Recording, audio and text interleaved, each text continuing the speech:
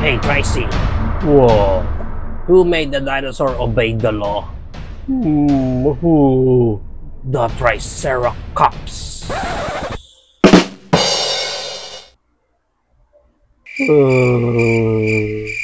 Hey, come back here, Triceratops. It's a joke.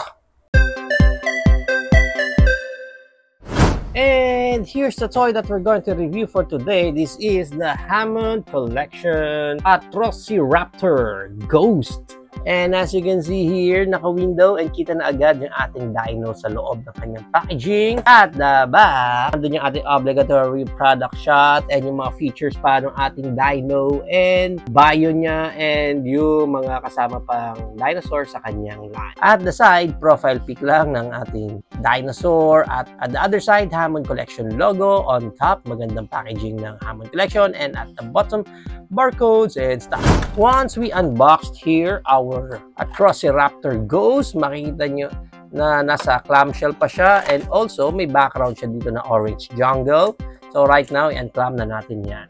Right now, 2 piraso pa yung ating Atrociraptor natin dito and kakabit lang natin yan dito sa kanyang ball joint and then snap natin.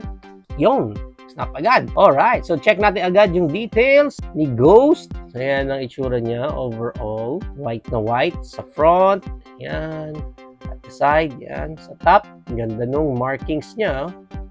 Ganda. And at the bottom, white pa rin siya. Si Ghost pala is lumabas doon sa Jurassic World Dominion. Kaya yung parang ginamit ng mga kaaway doon na pag nag-laser sila, yun yung nakikita nila tapos yun yung kinakain nilang din. That's why red na red yung eyes niya dyan. Yung eyes niya pala is crystal eye ha. But it's not the regular orange or clear na eye na nakikita natin usually. Sa kanya red na crystal eye which is good. Ganda oh. Ang ganda ng pagkaka-crystal eye sa kanya. Nakakatakot yung kanyang eyes. Anyway, para sa kanyang articulation, check natin yung mouth niya. Pag in-open, yun. Ganda. Nakatago lahat ng ngipin. Nakatago sa loob yung ngipin niya. And yung ngipin niya is medyo matigas yung rubber ng ngipin niya. And matatalas naman yung itsura ng ngipin niya. Yan ang itsura pa sa loob, yung tongue niya and yung kanyang gums. Yan. So hanggang ganyan lang yung pinaka-open ng mouth niya. Next na articulation niya is dito na sa kanyang middle portion ng neck na naro-rotate yan, ganyan. And may up na ganyan, ganda ng up. And yung pinaka-down, hanggang ganyan naman. So up and down yung neck niya dyan. At meron ding sideways yung pinaka-neck niya dyan. After nyan, dito na sa lower part ng neck niya, may up na ganyan and may down naman ng ganyan. Of course, naro-rotate din yan ng ganyan. Meron din sideways yung pinaka-neck niya dyan. Next nyan is yung kanyang arms na meron siyang quid moment, syempre, with arms wide open. Tatakbo ulit yung raptor. Ayan. Or pwede siyang mag-Naruto run. Ayan, naka-Naruto run yung raptor natin. Anyway, naro-rotate yung arms niya dyan. And next articulation is elbow niya. Yan ang pinaka-bent. And yung forward, ganyan. So, okay naman. Maayos naman. Naro-rotate din naman yung elbow niya dyan. Sad to say, wala na any articulation dito pagdating sa kamay niya. But it's a good thing na naked yung kanyang nails. Ang ganda ng pagkaka-execute nila dun sa kanyang nails. And then, next is dito sa kanyang legs. Naro-rotate yan. 360. Ganyan. Merong open ng konti yung legs niya. Konti lang, hindi gaan. Sunod na articulation niya is dito sa kanyang knees. Ganyan yung forward and yung bent ng knees niya. Ganyan. Ang ganda. Ang ganda ng pagkaka-bent ng knees niya dyan. And of course, naro-rotate din yan. Next articulation natin, dito na sa pinaka-feet niya. Ganyan yung back and yung up. Ganyan. Ganda. Ang ganda rin ha. And of course, naro-rotate din yan. Ganyan. After that, dito na tayo sa kanyang tail na naro-rotate yan. Kasi dyan natin siya na-connect. And then may up na ganyan and down na ganyan. Yeah, may sideways din na ganyan. After that is yung kanyang tail wired na rin, which is good. Maayos. Ayan, no? Pwede mong ma-bend yung kanyang pinaka-tail dito accordingly. So, nice. Maganda yon na naka-wire yung tail niya.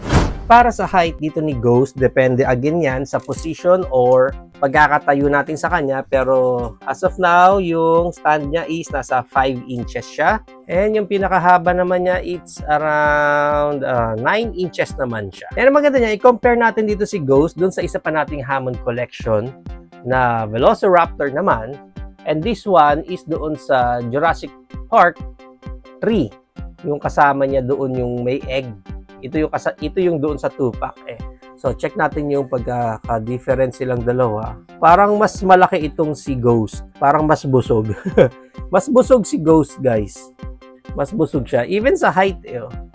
Mas malaki si Ghost. Yung build, yung length, yung head size, mas malaki talaga si Ghost. Anyway, pareho naman silang white. So maganda silang pagtabihin dalawa. Kasi at least para talaga sila mag-partner dyan. Let's include na rin our human figure na si Dr. Ellie Sattler, our Hammond Collection Triceratops, our Hammond Collection Tyrannosaurus Rex, and our Hammond Collection Brachiosaurus. Ano laki niya? So yan ang ating height comparison. If you're planning to buy this Atrociraptor Ghost natin, ang price range niya is around 1,200 up to 1,900. Depende na lang again kung saan specific market kayo makukuha ng copy nyo nito.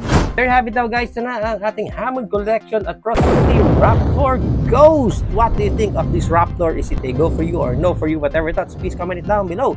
But for me, bukod sa Hammond Collection yan, kaya automatic yan sa ating collection, eh mukhang maganda naman and maayos yung pagkaka-execute dito sa ating Atrociraptor dito.